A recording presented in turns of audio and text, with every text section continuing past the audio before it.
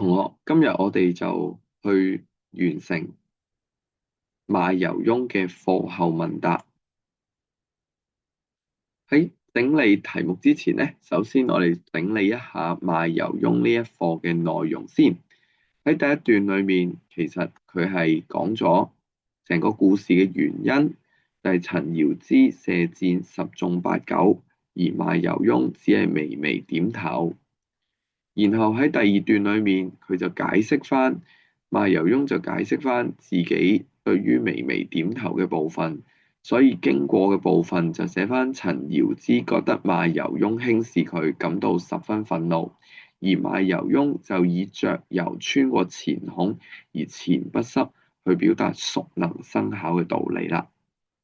咁結果陳堯之就被賣油翁嘅著油絕技咧所折服，最後賣油翁認為無論陳堯之了得嘅戰術，淨係自己著油穿過錢孔而錢不濕嘅本領，其實都不過係熟能生巧。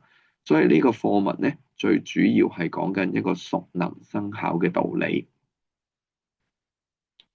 同樣地，我哋一樣可以用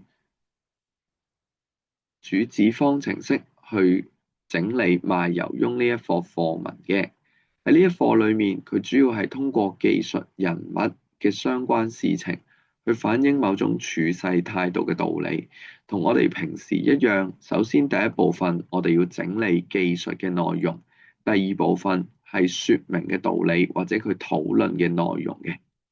咁因此咧，本文嘅主旨係本文借助賣油翁喺射箭高手面前表演著油嘅本領，說明咗熟能生巧嘅道理。好啦，我哋以呢一個主旨咧去處理翻我哋嗰5題嘅課後問答。首先呢幾個咧都喺課上面我哋都做咗詞解嘅處理啦。咁我哋喺呢度咧只係稍稍將個答案再重新講一次。公亦以此自矜，矜即係驕傲嘅意思。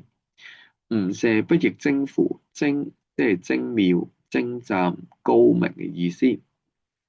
無他，但手熟矣，個熟係熟練嘅意思。康叔笑而顯之，個顯字就係打發嘅意思。咁呢個部分呢，同學可以稍微停一停低，然後對翻答案，亦都睇清楚啲字點樣去寫。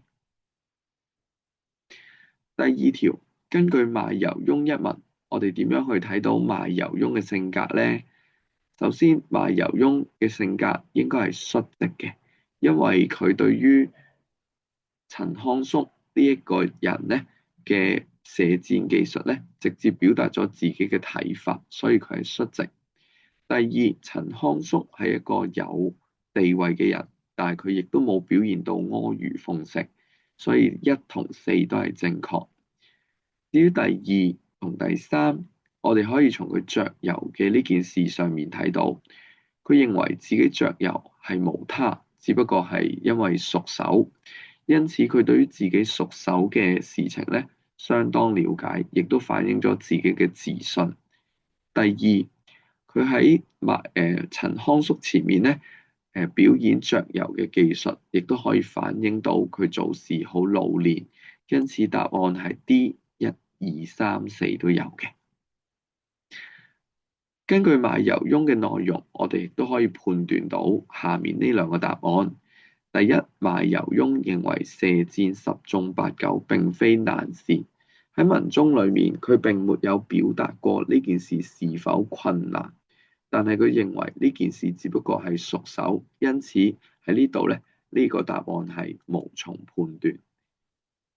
第二，陳康叔認為賣油翁對學習技藝嘅看法係表示認同咧，呢度都冇辦法證明嘅，因為陳康叔最尾係笑而顯之，笑住咁打發佢走，所以呢個部分都係無從判斷。去到第4題啦，作者運用咗啲乜嘢説理手法去説明道理，並略加説明。喺呢一度，我哋見到咧，作者喺呢度咧，我哋見到我哋嘅題目咧，分別就有1分同埋3分，因此咧，我哋應該會將佢拆咗做4個 point 去回答。第一，我哋先處理說明方法嘅問題。本文係用咗借事說理嘅方法，所以呢度係1分。另外，我哋要嘗試略加說明。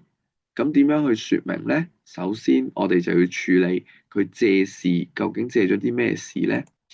呢篇文章係透過敘述賣油翁擅射喺擅射嘅官員面前表演雀遊而錢不濕嘅技巧為記事嘅線索。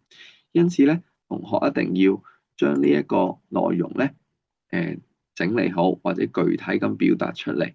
因此呢一個部分你一定要寫低表演雀遊而錢不濕呢個部分。第二，通過呢件事，佢想說明咩道理？佢就係說明技藝同本領，只要學習者勤學苦練、堅持不懈地練習咧，佢就能夠成功。因此，同學係要講出佢說明嘅道理部分係勤學苦練、堅持不懈。最後，通過呢一個勤學苦練，更加能夠可以強調嘅就係熟能生巧嘅境界啦。因此咧，同學回應嘅時候，要嘗試從佢嗰個記事嘅部分，然後引申到去說明嘅道理。至於第5題，作者通過賣油翁直接說明道理，有啲乜嘢好處呢？咁首先咧，我哋要先指出賣油翁佢講咗一個乜嘢道理啦。賣油翁嘅説話，佢強調咗熟能生巧嘅道理。咁個好處係啲乜嘢呢？咁就係通過説故事，就將個道理帶埋出嚟，因此就係能夠將道理與故事融為一體。第三，通過人物去説故事，就避免直接講道理一樣，較容易令到讀者容易接受啦。同學可以按據呢個片段去整理返你嘅工作紙第3、第4頁嘅內容。